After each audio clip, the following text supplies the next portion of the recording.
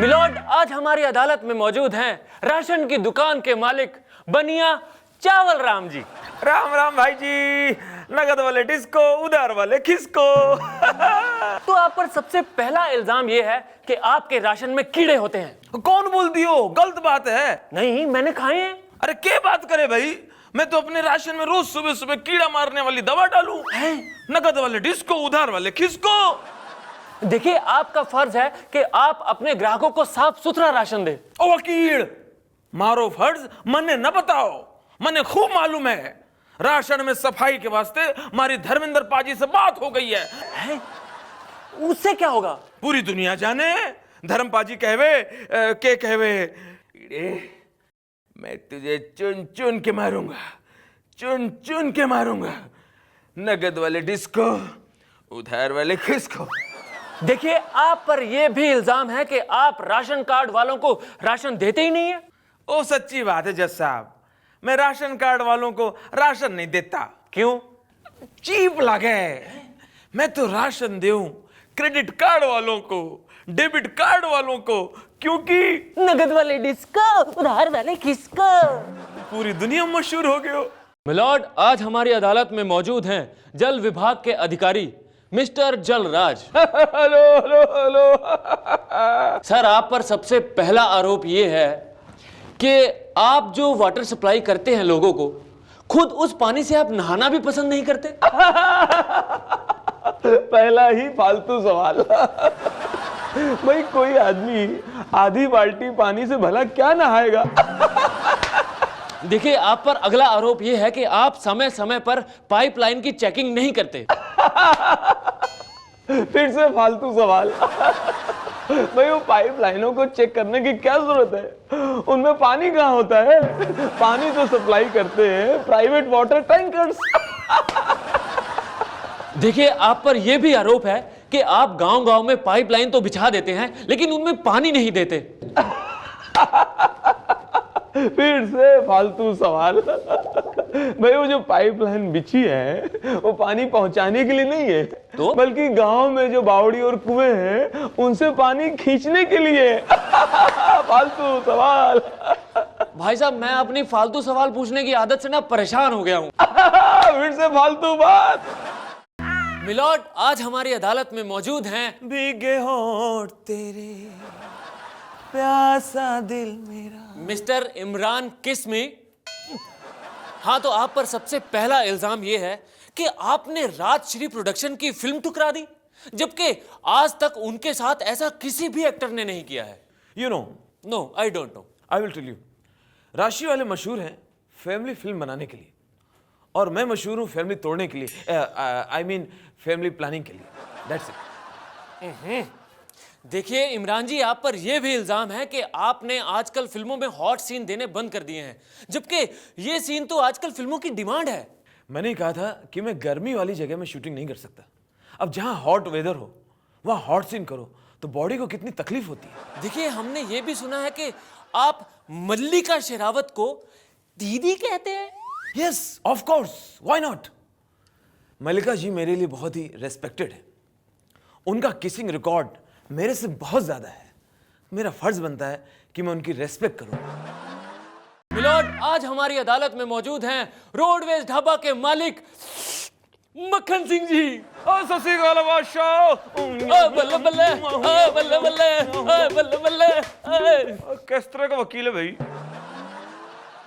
देखो पाजी, आप पर सबसे पहला इल्जाम यह है कि आप चिकन बिरयानी के नाम पर ऐसी ऐसी बिरयानी बेचते हैं जिनमें चिकन होता ही नहीं।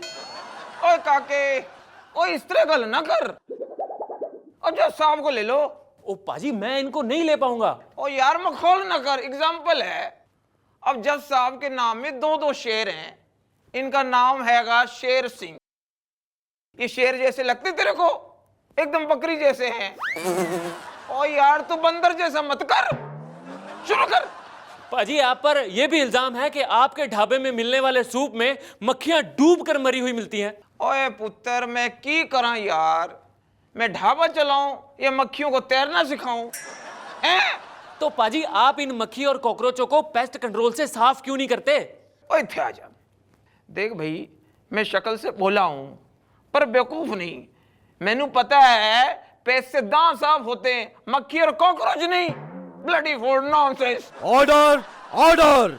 ओए होए, ओ कमाल है यार। अब भाई फर्स्ट टाइम किसी ने मेरे से ऑर्डर लेता है। छोटू इस तरह कर, तू मेरे लिए एक चिकन मसाला, एक चिकन तंदूरी और बटर नान ले आ। और सुन, उसके बाद असी तुसी पियांगे लस्सी। अरे बाबा क्या चढ़िया जैसा बात करता है। अरे पिच गीला है तो मैं क्या करेंगा यार, पिच को डायपर पहनाऊं? चढ़िया। राजू भाई, ए राजू भाई भाव क्या चल रहा है? 25 रुपया एक का। क्या 25 रुपया? कौन से खिलाड़ी का भाई? पापड़ का। अरे बाबा तुम शक्ल से ही कंगाल लगता है, इसलिए क्रिकेटर का भाव बोला ही नहीं। ए भाई, अब उनको ऐसा वैसा मत समझो। हाँ, वो क्या है ना, अपन सोच रेला है कि इंडिया पाकिस्तान का मैच हो रहा है तो अपन नरेंद्र सहवाग के ऊपर पैसा लगा डाले। क्या बोलता भाई? अरे बाबा सहवाग के ऊपर लगाएंगा तो थोड़ा रिस्क है। वो क्यों? अगर मैच के बीच में सहवाग की मां का फोन आ गया तो सेंचुरी तो छोड़ो, सहवाग एक ही ओवर में पवेलियन लौट जाएगा। परवरेंगा तुमको? अरे छोड़ो। अच्छा ये बताओ भाई कि युवराज के ऊपर पैसा लगाए क्या? अरे बाबा युवराज बोलेगा तो किंग, तो किंग जास्ती टाइम धूप में ठहरता नहीं है, इसलिए बादशाह सलामत की तरह वो छांव में लौट जाता है पवेलियन में, उधर आराम करता है एसी में। परवड़ेगा तुमको? भाई अपन को बताओ, अपन किस पे पैसा लगाए? अपन के पास बहुत पैसा है। अच्छा तुम्हारे पॉकेट में कितना पैसा है? 5 रुपया, 50 रुपया, 5000 रुपया? अरे क्या भाई, बीच का तो आप भूल ही गए ले हो। 500 रुपया लेके घूमता है अकेला? हाँ बिना सिक्योरिटी के? हाँ। अरे यार तुम्हारे पास इतना रुपया है तो हम तुमको एक आइडिया देंगे। पाकिस्तानी प्लेयर पे 500 रुपया लगाओ, हम एक पाकिस्तानी प्लेयर तुमको फ्री में देंगे। हेलो, अरे वो जो कालिया है ना अफ्रीका का, अरे क्या नाम है यार उसका जो भागता है बॉलर, अरे जब भागता है तो ऐसा लगता है नर्स बच्चा चुरा के भागी है। तो 50 पेटी लगाता हूँ। भाई साहब, मुझे मेरा ब्लैक मनी वाइट करना है, कहाँ होगा? अरे तुम तो एकदम सुट्टो जगह आया है। सुट्टो? अरे अच्छी जगह आया है चलिया। ओ, कैसे? अरे बाबा तुम्हारे पास जितना भी ब्लैक मनी है हमको दे दो, हॉलैंड की टीम पे लगा देंगे। क्या बात कर रहे हो भाई साहब?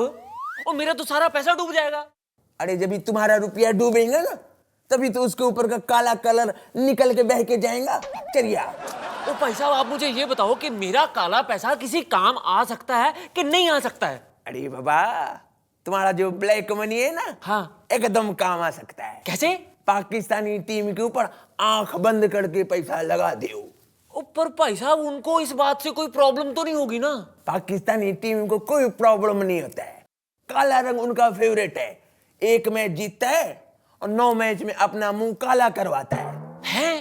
राजू भाई। अरे यार तुम्हारा रनिंग बिटवीन विकेट बहुत सुट्टो है। अगर इतना अच्छा रनिंग इंजमाम का होता था ना तो उसका इतना बदनामी नहीं होता था। अरे राजू भाई भागो, पुलिस आ रही है। अरे ये तो बहुत अच्छी बात है, अभी तो हर कोई पैसा लगाता है। अरे लेकिन उसके हाथ में हथकड़ी है। तो हथकड़ी उसको लगाना पड़ेगा, क्योंकि कल जब आया था ना तो उसने बंदूक लगाया था ऑस्ट्रेलिया की टीम पे, तो हार गया। तो भी जो बचा है वही लगाएंगे ना बेचारा। अच्छा, इसका मतलब डरने वाली कोई बात नहीं है। भाई मैं भी पैसा लगा सकता हूँ। अरे लगाने का तो फटाफट लगाओ, एकदम ताबड़तोड़। क्यों? एक बार अगर पुलिस वाला आ गया ना तो तुमसे भी उधार ले लेंगे। लेकिन मुझसे क्यों उधार लेगा? वो तो मुझे जानता ही नहीं है।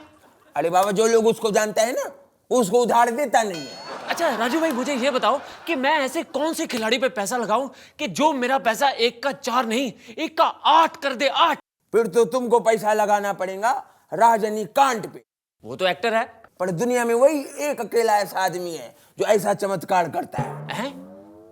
अरे बाबा वो चलिए आदमी है, रोज सवेरे नोटों का गड्डी लाता है, मेरी बॉडी में टच करता है और घर जाके फोन करता है मैंने पैसा लगाया था अभी कितना हो गया। वो खराब मत करो यार। अरे बाबा बैठ गया, तुम कौन है? अरे राजू भाई मुझे नहीं पहचाना, मैं रमेश भाई। अरे पहचाना रमेश भाई, पहली बार मिले ना? हाँ। अच्छा। ए राजू भाई मुझे ये बताओ कि गोंदगुली का क्या भाव है? अरे तुम्हारा भाव गांगुली से जास्ती है। हैं? अगर तुम क्रिकेट खेलेंगे ना तुमको भाव जास्ती मिलेगा। गांगुली का भी कोई भाव नहीं, वर्ल्ड कप में भी भाव नहीं है, ईपीएल में भी भाव नहीं है। अच्छा मुझे ये बताओ कि द्रविड़ का क्या भाव चल रहा है? अरे द्रविड़ पे पैसा लगाना बहुत रिस्क है। क्यों?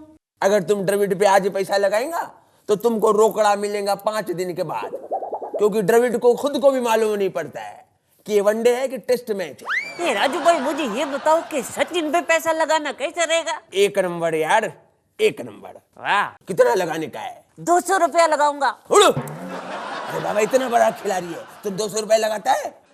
तुम ऐसा करो, ये 200 रुपया टॉस के ऊपर लगा दो। तुम्हारा औकात नहीं सचिन के ऊपर पैसा लगाने का। ए राजू भाई, ए टॉस में तो ये 200 रुपया जास्ती है, उसके लिए तो खाली कॉइन लगता है ना। बराबर है, तो तुम एक काम करो, शोले वाले का कॉइन ले अपने घर जाओ। क्यों? अपने बच्चों के साथ बैठ के टॉस करो, तुम्हारा फैमिली हमेशा जीतेगा। हैं? चलो आज एकदम नहीं छोड़ेंगे। इस ससुरा मंगुआ जो है आजकल किडनैपिंग भी करने लगा है। का मंगू बहुत तरक्की कर लिया हो। साहब हुड़गुम्बा हो रही मेरी खोपड़ी। ऐसी हरकतों से आपके पुलिस में तरक्की होती होगी, हमारे धंधे में ना होती। आजकल इस ससुरा आपके बारे में कुछ ज्यादा ही जानने लगा है। झूठ तो सेटअप है मंगू। तो हमको एक बात बता, तू लड़की को किडनैप करके मल्टीप्लेक्स में छुपा था ना? साहब हमने किडनैप ना किया, वो बात अलग है। मल्टीप्लेक्स में चोरी करके मैं छुपने गया था। छुपना तो पड़ेगा ही। अब हमारे साहब के जैसा थोड़े नहीं सब है कि चोरी करके हम सरेआम घूमेंगे। झूठ तो सेटअप वंस अगेन। ए मंगू तू हमको एक बात बता, वो लड़का तेरे साथ थिएटर में मिला कैसे? साहब मैं आपको फुल स्टोरी बता रहा हूँ। हाँ। मैं अभिषेक बचपन की फिल्म गेम देखने के लिए सिनेमा हॉल में गया था। लो जी, मेरे सिवा हॉल में कोई था ही नहीं। मैं एकदम से घबरा गया। मैं घबराहट में सिनेमा हॉल के बाहर आ गया। वहां मुझे बच्चा मिल गया। मैंने इसको पॉपकॉर्न का लालच दिया, अंदर लिया है कि लो भाई दोनों की कंपनी रहेगी। अब बच्चा धाड़ मार मार के रोने लगा और पूरा पॉपकॉर्न मेरे मुंह पे भक्क से मारा और लो जो भागा है सिनेमा हॉल के बाहर। भीड़ जमा हो गई और भीड़ ने मुझे धोना शुरू कर दिया। वो समझे मैंने किडनैप किया। अब आप बताइए, ऐसी ऐसी फिल्में बन रही हैं, मासूम फंस रहा है। साहब ये आप लोग एक जैसा कर रहे हो, ये मुझे पसंद ना है। चार चल क्या बतावे साहब, इस ससुरा मंगुआ का हिम्मत जो है बहुत बढ़ गया है। कहां से पकड़ा इसको? अरे ये अपने एरिया में चोरी कर रहा था। ए मंगू, अत्ता को कितनी बार बोला है कि हिया इस इलाका में चोरी नहीं करनी है। मेरी खोपड़ी भिन्नाट हो गई। अबे हुआ का? अपने एरिया में इतनी चोरियां बढ़ गई हुजूर, मैं अपना घर खुला छोड़ के दूर जाऊं कैसे? कमाल हो गया है, आपका तो रुतबा दिनों दिन बढ़ रहा है कि ससुरा चोर भी जो है इस एरिया को छोड़कर नहीं जाना चाहता है। जू तो छटप। ए मंगू तेरे को कितनी बार बोला इलाका हमरा है, हमरा। ये इलाका आपका है? हाँ। फिर तो परेशानी हो गई मेरे लिए। जिस तरह से 2 तलवार एक म्यान में नहीं रह सकती, उसी तरह से 2 चोर एक इलाके में चोरी नहीं कर सकते। मैं इस एरिया में ना रुकूंगा, मैं तो जा रहा हूं भाई। साहब जू तो छटप। अब चुपचाप हमका एक बात बता कि ई ससुरा हमको बूढ़बक तो नहीं बना के चला गया? चल चल, बुड़बक बना के भाग जाता है ससुरा, आज एकदम नहीं छोड़ेंगे।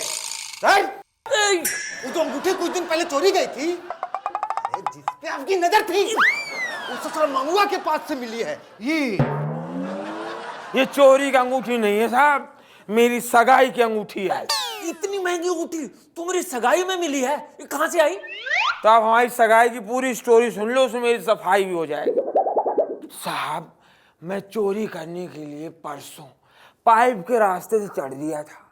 चढ़ रहा हूँ, क्या देखता हूँ कि खिड़की पे पहले से मेरे उस्ताद चोर सीनियर कयूम भाई, हाँ जानता हूँ, आते रहते हैं यहाँ पे।